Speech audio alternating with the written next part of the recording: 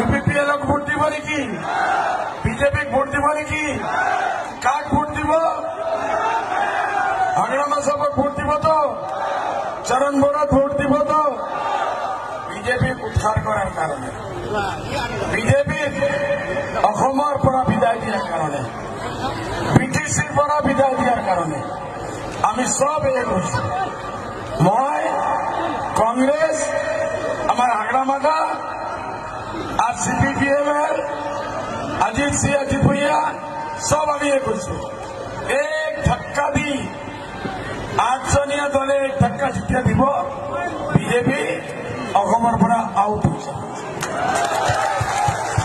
পাৰিব তো ইনশাআল্লাহ? আমার কি লাগে? উন্নতি লাগে? লাগে না লাগে না? আর প্রগতি লাগে, শান্তি লাগে, ভাতৃত্ব লাগে, হেমন্তৰ নিচিনা মানুষ লাগে নেকি? সুৰে কোৱা না লাগে? হেমন্তৰ নিচিনা মানুষ না লাগে?